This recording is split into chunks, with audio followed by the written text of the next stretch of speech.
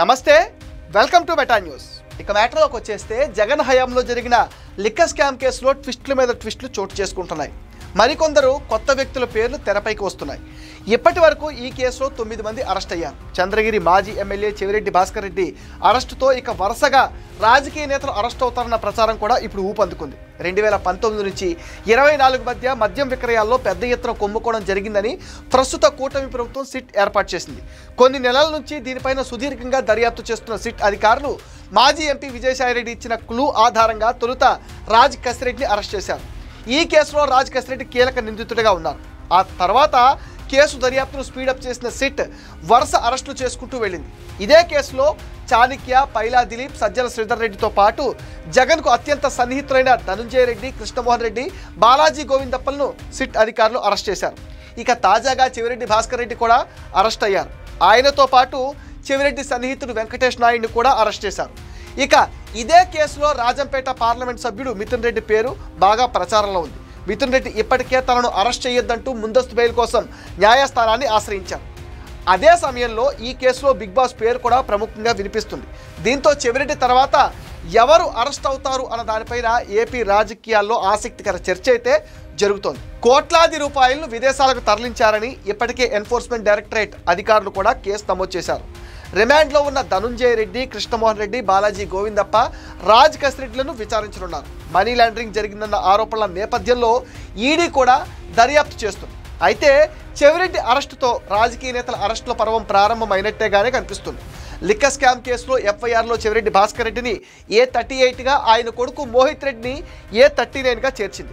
Liquor కేసులో గతంలోనే ఆయనపైన lookout circular జారీ చేశారు. బెంగళూరు నుంచి కొలంబో వెళుతుండగా పట్టుబడ్డాడు.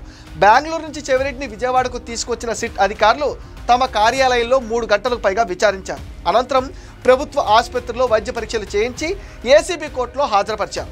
రిమాండ్ రిపోర్ట్లో సిట్ అధికారులు పలు కీలక అంశాలను ప్రస్తావించారు. చెవిరెడ్డి భాస్కర్ రెడ్డి లిక్కర్ కేసులో A1గా ఉన్న కసిరెడ్డి రాజశేఖర్ రెడ్డితో రెగ్యులర్గా టచ్లో ఉన్నారని తెలిపింది. విచారణ జరుగుతుందని తెలిసిన వెంటనే చెవిరెడ్డి భాస్కర్ రెడ్డి పారిపోయేందుకు ప్రయత్నించారని పేర్కొంది. లిక్కర్ ద్వారా వచ్చిన సొమ్ము 2024 ఎన్నికల్లో చెవిరెడ్డి ఖర్చు చేశారని, చాలా నియోజకవర్గాల్లో రాజకీయ లబ్ధి కోసం ఈ డబ్బును పంపిణీ చేశారని సిట్ తెలిపింది. వివిధ ప్రాంతాల నుంచి డబ్బు ఎలా తీసుకురావాలి, ఎక్కడెక్కడ ఎవరెవరికి పంచాలనేది మొత్తం చెవిరెడ్డే నిర్ణయించినట్టుగా సిట్ తేల్చింది. ఈ క్రమంలో చెవిరెడ్డితో పాటు వెంకటేష్ నాయుడుకు జూలై 1 వరకు న్యాయస్థానం రిమాండ్ విధించింది. దీంతో ఇద్దరిని సిట్ అధికారులు విజయవాడ జిల్లా జైలుకు తరలించారు. ఇప్పటి వరకు ఈ కేసులో చెవిరెడ్డి రోల్ ఇలా ఉంటుందని ఎవ్వరూ ఊహించలేదు. లిక్కర్పై కమిషన్లుగా వచ్చిన డబ్బుల్ని తీసుకుని గత ఎన్నికల్లో వైసీపీ అభ్యర్థులకు పంచడం, ఇందుకు సంబంధించిన ఆధారాలు సిట్ సేకరించడం టర్నింగ్ పాయింట్.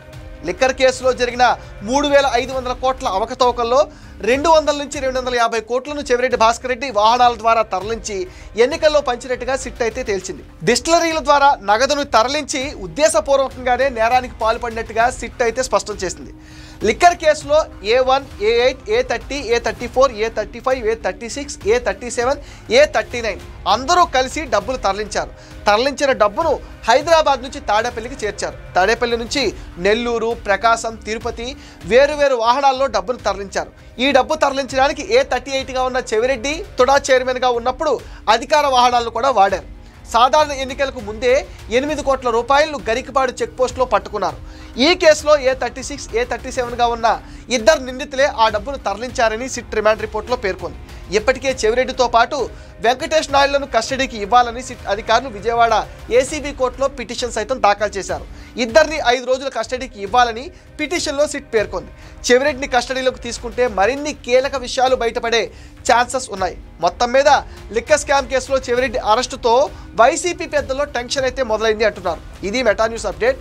ఈ వీడియో పైన మీ విలువైన ఒపీనియన్ని కామెంట్ సెక్షన్లో మెన్షన్ చేయండి. మీరు ఇచ్చే కామెంట్స్తో మరిన్ని ఇంట్రెస్టింగ్ వీడియోస్ మీకు అందిస్తాం. అండ్ మీరేం చేయాలో మీకు తెలుసుగా, ఈ వీడియోస్ని లైక్ చేయండి, షేర్ చేయండి, మెటా న్యూస్ని సపోర్ట్ చేయండి, సబ్స్క్రైబ్ చేయండి.